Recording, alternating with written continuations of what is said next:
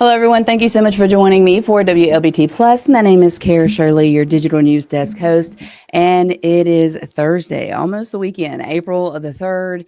It's a couple of days after primaries, primary elections, that is. Still have a lot of numbers coming in, absentee ballots being counted, as well as affidavit ballots being counted. So we still have some numbers coming in for different mayoral races. We're going to be looking at specifically the Jackson mayoral race here in just a little bit for the primaries.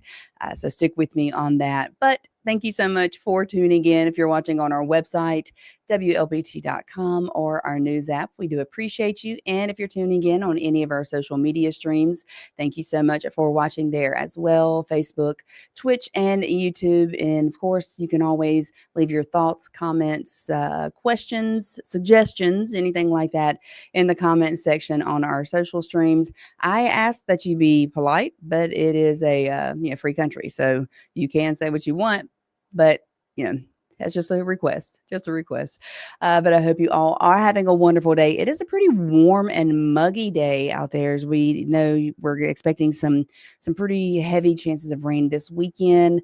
But let's go ahead and look outside right now over Raymond with our sky cam, as I like to do before we jump into the news on the show here.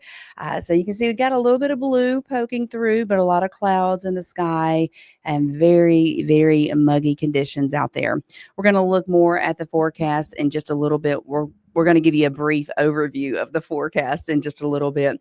But at 2:30 today, our First Alert weather team will be in here, and they'll really be able to break down the timeline of what we can expect this coming weekend as far as our rain chances and the severity of the storms and rain that are expected to come through. Let's go ahead and jump into the news now.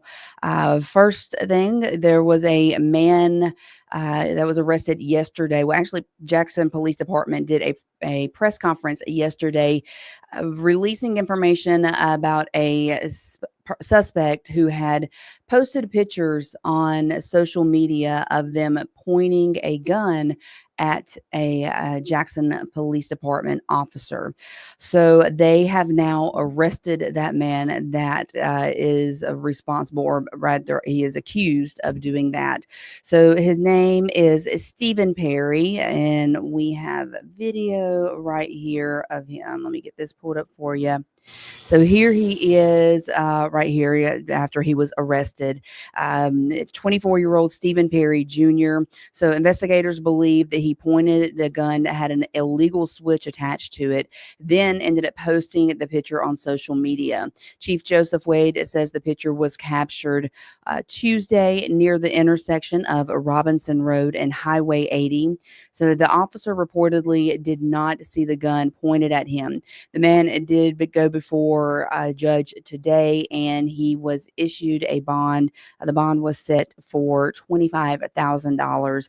We do have an updated picture of him here, and this is him. So it's 24-year-old Stephen Perry Jr. He was arrested on yesterday, received that bond today, $25,000. And of course, we are going to continue watching this, and as we get more information on it, we will bring it to you.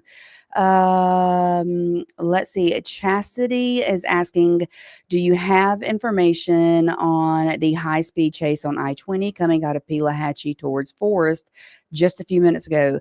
Chastity, we do not. But what I am going to do right now, if you guys will give me a moment, is I'm going to send this information to our newsroom so they can look into it and see if we can get some information on that.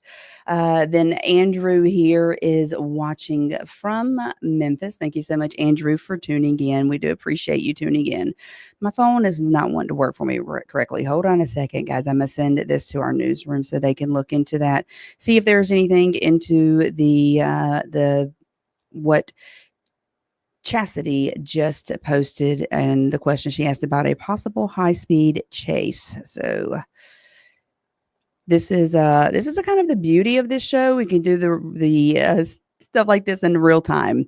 It's real time being able to possibly answer questions. So if I get a response, Chastity, I will definitely let you know about that and pass that information along to you guys.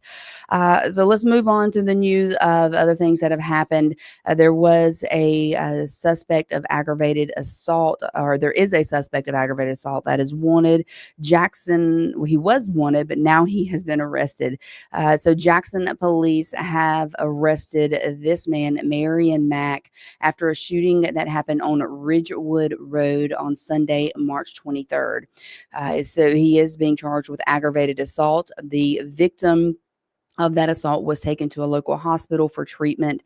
Detectives are continuing their investigation, but if you have any information about this case, please contact the Jackson Police Department or Crime Stoppers.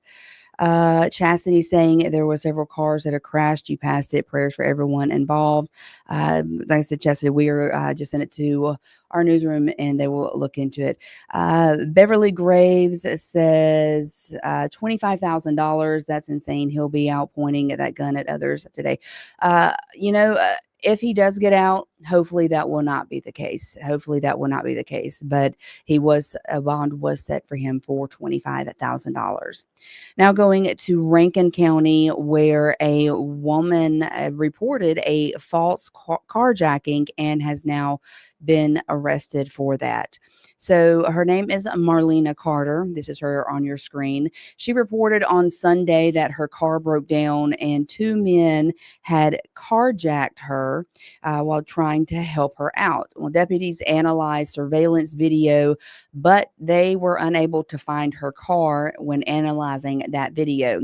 So they did some digging, and that's when investigators discovered that her car was actually in California, and it had been in California for a while. Said that there was no way that it could have been in the area where the incident was reported at the time that the incident was reported. So she is now being charged with a felony, fraudulent statements, and representation. Her bond has been set at $10,000. And thanks in part to a investigation that we did here at WLBT 3 on your side, investigation Side Hustle, a former Richland mayor has now been indicted on fraud charges dealing with Rankin County tax dollars. So the indictment, which was issued last month, charged Pat Sullivan with one count of making a false representation to defraud the government. In that document, investigators alleged that Sullivan submitted fraudulent payroll timesheets and accepted fraudulent payroll payments from his employer, the Rankin County tax assessor, even though he knew he did not work the hours that he had claimed to work. The indictment says that this happened between 2018 and 2023, which happens to be the same time period that was analyzed, that we here at WLBT and CJ LeMaster and them analyzed months earlier. So in the process, we estimate that he pocketed an extra $85,000 in taxpayer dollars over the course of 5 years. Like I said, he has now been indicted, and of course, we're going to continue to follow that case. Looking here at a question, Maria. So will Favre be held responsible for fraud that happened a few years ago? Maria, that is, I can't answer that question because I don't have the information on that, but I will try to look into that and see what's going on. I don't have an update on that right now. Now, sad news out of Madison County, where first responders are across the metro are really hoping for the best after a Canton firefighter is hospitalized. So witnesses told 3 on your side that he was shocked by a power line while responding to a downed tree. So let me show you the area in which this happened. It's just east of Canton. Pull up my map here for you. So the little yellow box, this is the approximate area where the firefighter was injured. Let me scroll out for you again. You can see we have Canton, which is right over here. Move it over some for you. Here's Canton to the left of your screen, and this is where the incident occurred. So it was in Madison County on Renfro Road and Sharon Road, just east of Canton. According to the homeowner in this incident, she says that a tree fell in her backyard, so she called officials. A power company and firefighters showed up. She noticed that the tree that fell on power lines and a truck was causing some smoke. And according to the homeowner, as a firefighter used a chainsaw to cut the tree, he was then shocked by the power line. So efforts to tend to the firefighter then ensued, which led to him being taken from the scene. This exclusive video that we have here on your screen shows the firefighter being escorted to the Merritt Hospital in Canton with a police convoy.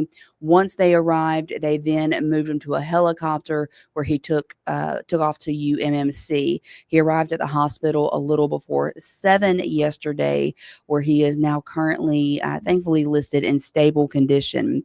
We did get a statement or receive a statement from Entergy about the situation. And the statement says, in part, the safety of our first responders, employees, customers, and communities is the most important. And we take this matter very seriously. We are aware of the situation and our investigation is ongoing.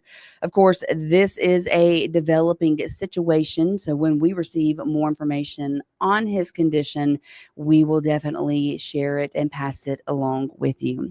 Now, before we start looking at the numbers and the precinct numbers for the Democratic primary for the Jackson mayoral race, we're going to hear from our sponsors at Jackson Water. Time for a neighborly tip from Jackson Water. Is it okay to pour fats, oils, and greases down the drain if I run hot water? No!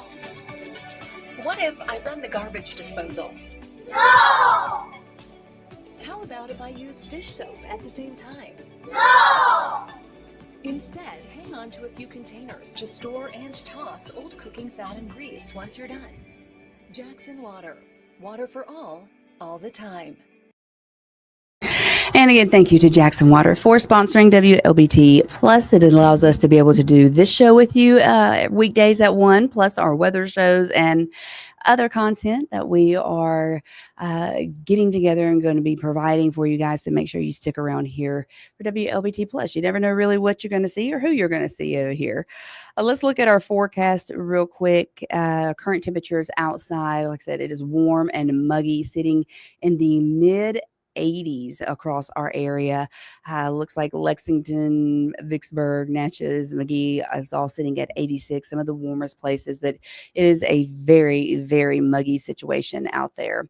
If we look at our forecast, we don't have any rain in our area, and nor are we really expecting any rain for the remainder of the day. Now, once we go into the overnight hours, there is a small chance of rain, 20% chance of rain around 1 o'clock, but we're going to stay pretty warm through the remainder of the day into tonight. 77, it looks to be our low overnight. However, what we're really looking at is this weekend, especially Saturday going into Sunday. That's when our rain chances really pick up as a really strong cold front is moving through our area. And again, at 2:30 today, our first alert weather team is going to be able to give you the details on that. But if you look at next week's temperatures, as it looks like it's going to be some beautiful spring weather in our area. Just got to make it through another weekend of stormy weather. But you know what? That's living in Mississippi for you, isn't it? Well, hey, Amy Jones watching from McGee. Thank you so much for tuning in. And Miss Catherine Brown watching from San Diego. Appreciate you guys very much. Also giving an update to Chastity. We have reached out to see if we can get information on the question that you asked earlier about a chase on I-20 and the crash. So we will update you guys, whether it be here during my show or on our website, if we get some information of something that has occurred over there. So let's look at the race for the mayor of Jackson, especially the Democratic primary. We're continuing to follow this because, as we know, is going to be going to a runoff on the 22nd of this month. So it appears at this time that current Mayor Chokwe Antar Lumumba will head into a runoff with State Senator John Horn on April the 22nd. So there's another quick look at the election numbers here. And let's see. So John Horn received 11,909 votes, while Chokwe Lumumba received 4,124 votes. And the reason why it's going to a runoff, again, is because no one received 50% plus one of the vote, which is what they would need to receive. So according to Jackson Jambalaya, they posted this earlier. The Horn won 77 of 79 precincts here in Jackson. Mayor Lumumba won one of those precincts. Not sure who won the other one right now. As far as the wards go, there are 7 wards here in the city of Jackson, and Senator Horn won all 7 of those wards. So there was 24,591 people that voted in the Democratic primary.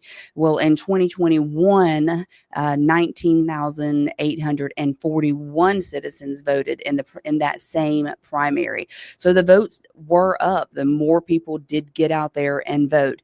However, if we look at the numbers, look at the precincts, we can see where even though he did not receive that 50% plus one, Horn was the winner of the Democratic primary.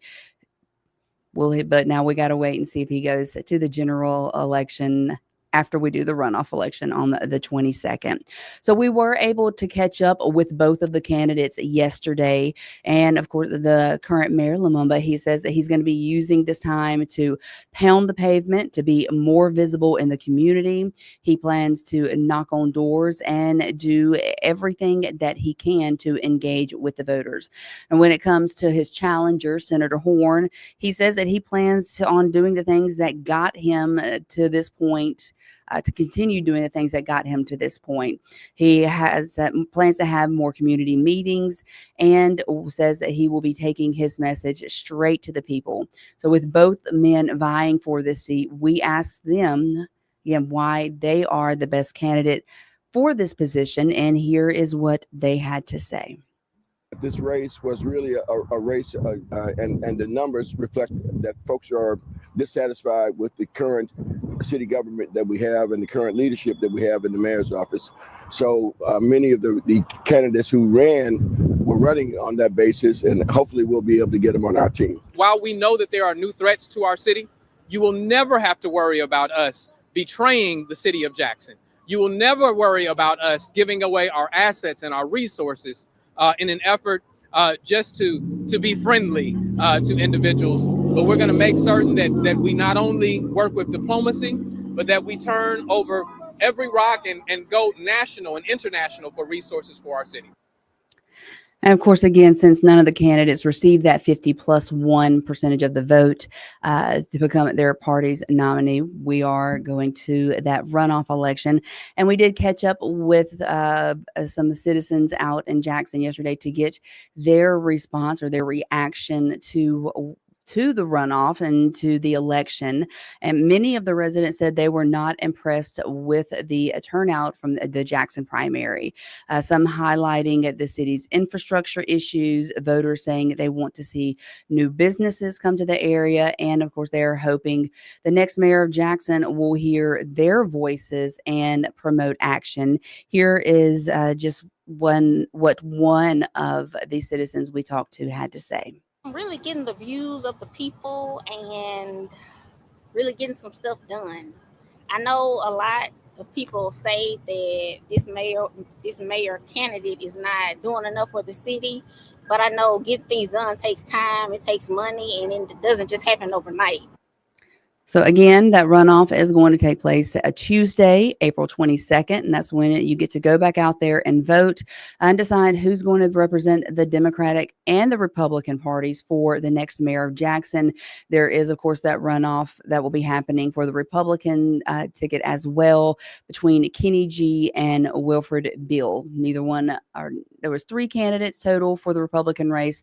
None of them received that 50% plus one, so there'll be a runoff there as well. So make sure you get out and get your voices heard at the ballot box by placing your vote. Okay, and looking here, Stephanie Jacob saying, do you know anything about Healthy Home in Jackson? Stephanie, I'm not familiar with that. So if you would like to send me an email, kara.shirley@wlbt.com with more information, I would love to look into that. So let's look at, we're also still looking at the take a step back. I apologize. We are fact checking a claim that a lot of people made shortly after Tuesday night, after the Jackson's incumbent mayor Chokwe Antar Lumumba and the city's Facebook page, after it was posted on the city's official government Facebook page that essentially what was a campaign speech. So here is the video here that is in question. And it was broadcast live from the City of Jackson's Facebook page on Tuesday.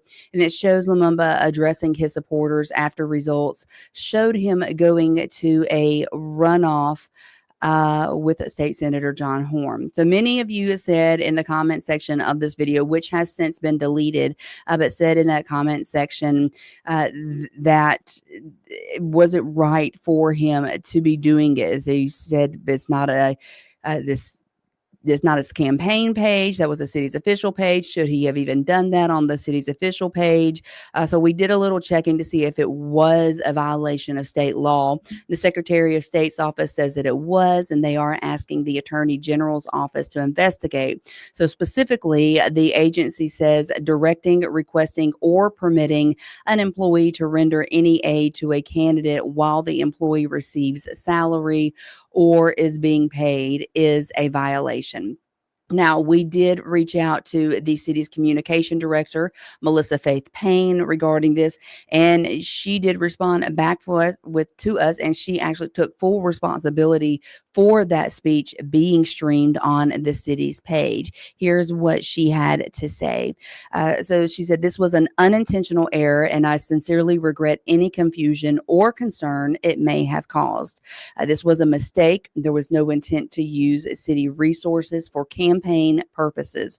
The intent was for a campaign worker to go live from his campaign page, but the miscommunication was my fault." So Melissa Faith Payne is stepping up and taking the responsibility for that happening. And on a personal level, when you are someone who has several Facebook pages that you are over, that you manage, I could see where a miscommunication could happen. So, however, she did take full responsibility for that. We're going to continue to follow to see if the Attorney General's office is going to pursue investigating that. As we reported yesterday, if an investigation happens, if anyone is found guilty, they could face up to a year in jail, and I believe it was a $3,000 fine. But we'll continue to update you on that. Now let's go to some good news. A Summit police officer who lost his life in the line of duty last year, he is going to be honored in Washington, D.C. this year. So Officer Troy Floyd and 3 other officers will be among the 345 names to be engraved on the National Law Enforcers Memorial Wall. As we reported, Officer Floyd was shot and killed August 8th in 2024 while working a safety checkpoint. So he will be honored in Washington along with 3 other Mississippi officers at the National Law Enforcers Memorial Wall, which I think is beautiful. And now we got some good news, some really actually exciting news about one of our very own here at WLBT, Howard Ballou. As many of you know and love, he received a special recognition at the state capitol yesterday morning. So Senator John Horn invited Howard, his family, members of the WLBT management, alongside with other lawmakers to the Senate floor to honor him with a Senate Resolution 140. So the resolution recognizes his Mississippi Association of Broadcasters Lifetime Achievement Award, which congratulations so much to Howard for receiving that award. But they recognized him yesterday at the Capitol. So the honor commemorates Howard's career and contributions in broadcast to the state of Mississippi. He has, he has been in broadcasting here, I think, since I was born. So it's been a long time, but I'm not going to say, I may be wrong on that. So don't hold me to that. So Howard did take a moment to thank the Senate for the recognition and admits, though he talks for a living, he was at a loss for words. That doesn't happen a lot, y'all. That doesn't happen a lot. So here we have his broadcast career spans for more than 3 decades. So maybe not quite as long as I've been alive, but it's been a really long time. And congratulations to Howard. I can't think of anybody else who would deserve this honor more, and especially the Lifetime Achievement Award. So we're very proud of Howard. We're very, very, very proud to have him as part of the WLBT family. But that's going to be it today for WLBT Plus. I do appreciate all of you tuning in. I will be back tomorrow at 1 o'clock, and our First Alert Weather team will be here at 2:30 today to give you a update on the forecast and give you a breakdown of the timeline, what we can expect this weekend. I hope I see you all tomorrow. Have a wonderful day. Bye-bye.